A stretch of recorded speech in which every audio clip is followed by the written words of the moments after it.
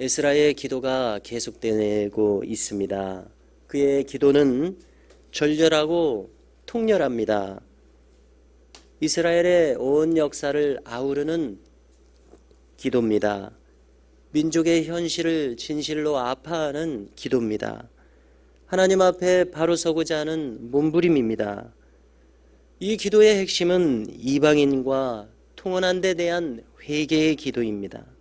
먼저 에스라는 우리를 조금 소생시키신 하나님의 은혜를 계속 이야기하면서 그것을 감사하고 있습니다. 소생시켜 주신 결과 성전을 다시 세울 수 있었습니다. 또 예루살렘 성벽도 재건하게 되었습니다. 그런데 이 백성들이 다시 또 은혜를 저버렸습니다. 주의 계명을 생명처럼 지키지 않았습니다. 멸시했습니다.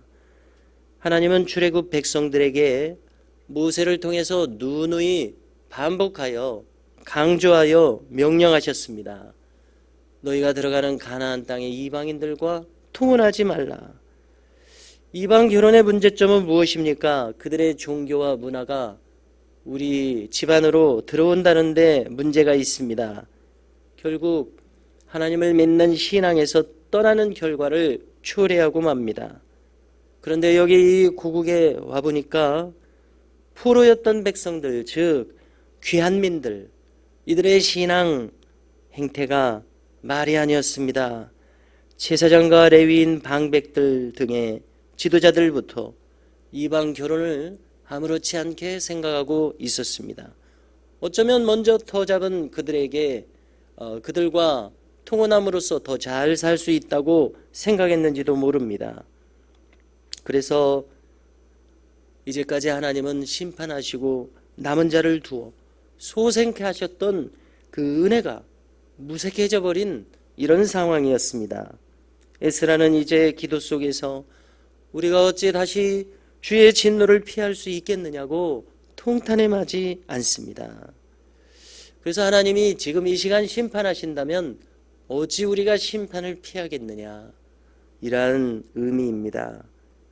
15절에서 그는 이렇게 범죄한 자신 그리고 온 백성들이 한 사람도 주 앞에 감히 서지 못하겠다고 지금 이 영적 현실을 그는 하나님 앞에서 이렇게 느끼고 있었습니다. 중요한 내용이 이어지는 토요일과 주일 본문 속에 있기 때문에 이 나머지 10장에 대해서도 간단하게 살펴보겠습니다.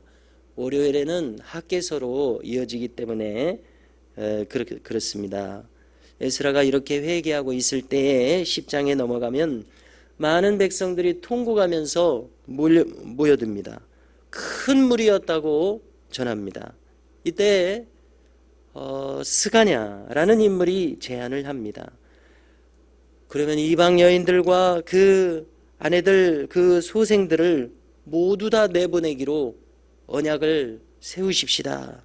당신이 이끄시면 우리가 도우리다 라는 반응을 보였습니다.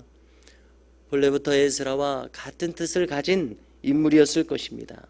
자, 에스라 혼자 할 수 있는 일이 아닙니다. 이러한 제안에 힘입어 에스라가 일어나서 이제 이 제안대로 시행을 합니다. 지금 저녁 번제를 드리는 중에 이렇게 기도하고 있었는데요. 그는 이날 저녁 금식하면서 숙고한 다음에 온 이스라엘 백성들에게 공포를 합니다. 모든 백성들은 3일 안에 예루살렘으로 모이도록 명합니다. 이것은 제안이 아니고 요청이 아니었습니다. 구속력이 있는 명령이었습니다. 어느 만큼 아닥사스다 왕에 의해서 에스라는 행정권을 가지고 있었던 것 같습니다. 아니면 조서를 통해서 총독을 움직일 수 있었던 것 같습니다. 그런 것까지는 기록되어 있지 않습니다만은 만일 불응한다면 재산을 정몰하겠다. 포로 귀한민의 회중에서 제외시키겠다. 우리 백성이 아니라는 것입니다. 참으로 이것은 엄한 명령이었습니다. 그러자 전국에서 3일 내로 성전 앞 광장에 모이게 되었습니다. 공교롭게도 영화를 연출한다면 여기에 큰 비가 있도록 해야 합니다. 큰 비가 내리고 있었습니다. 온 백성들이 모인 가운데 에스라는 한마디로 이르기를 여러분들은 이방 여인들을 끊어야 한다 단호하게 이야기합니다. 이것은 혼인을 파기하라, 그들을 내보내라, 이러한 의미였습니다. 그래서 제사장들과 레위인들 그리고 방백들이 동의하고 협조하는 가운데 온 백성들은 그대로 시행하겠노라고 언약을 세웁니다. 에스라는 이제 이 일을 처리할 방백들을 따로 임명합니다. 조사는 10월 1일에 시작되어 1월 1일에 마칩니다. 10, 11, 12 3개월간 조사가 이루어졌습니다. 그리고 이 에스라서 본문 마지막에 이제 이혼하게 된 대상자들의 명단이 쭉 수록됩니다. 세어본다면 모두가 110명이었습니다. 제사장이 17명, 레위인이 10명, 일반 백성들이 84명이었습니다. 이들은 그들의 그릇됨을 돌이키고 그 다음에 죄속함을 위해서 속건제를 드렸다고 기록해 주는데요. 속건제란 무엇입니까? 한마디로 훼손한 데 대한 배상을 하는 것입니다. 사람에 대해서, 하나님께 대해서 하나님의 거룩을 훼손했을 때, 손해를 배상할 때, 이것이 속건제 제사입니다. 이미 결혼한 아내들 그리고 소생들을 내보내는 것이 어찌 쉬운 일이겠습니까? 분명 어려운 일이었을 것입니다. 그러나 이제 결론적으로 그 의미는 분명합니다. 하나님을 믿는 신앙의 순수성을 지키기 위한 결단입니다. 어려워도 이루어져야 될 결단입니다. 그래서 신앙은 저절로 가져지지 않습니다. 신앙의 성숙도 저절로 가져지지 않습니다. 하나님의 부르심에 대해서 깨닫게 됨으로써 여기에 나의 응답이 있어야 합니다. 나의 한 걸음 내딛는 응답이 있어야 합니다. 이 시대는 분명 혼란하고 어려운 시기였습니다. 신앙의 순수성이 널리 훼손된 시기였습니다. 이때에 다시 회개하고 다시 결단했던 이 백성들을 오늘 말씀을 통해서 우리가 보게 하셨습니다. 그러면서 우리의 신앙도 돌아보고 다시 세우리라 다짐하는 이 시간이 될 수 있기를 바랍니다. 공교롭게도 오늘 함께 부른 찬송이 어서 돌아오입니다. 그래서 저는 한국 교회사를 배울 때에 민경배 교수님이라는 분은 첫 시간에 들어오셔서 우리나라 최초의 교회인 황해도의 소래 송천교회 출신이다. 나는 6.25 때 포탄이 떨어져 파편이 맞은 가운데 지금도 파편이 박혀 있다. 그래서 그 포탄 구덩이에 누워서 나를 살려주시면은 목사가 되겠다고 말씀드리고 지금 이렇게 목사가 되고 한국교회사를 가르치고 있다. 이제 이런 말씀을 하셨는데요. 가르치시는 중에 이제 찬송가 해설을 또 책을 써서 내신 것이 있습니다. 그 중에 하나를 소개하시는데 바로 이 어서 돌아오. 여기 보면은 1943년이라고 기록되어 있습니다.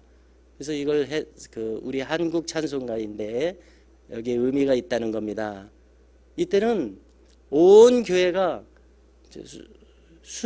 순순히 일본이 하자는 대로 해서 종탑을 떼서 비행기 만들라고 바치고 이렇게 하던 때였다는 것입니다.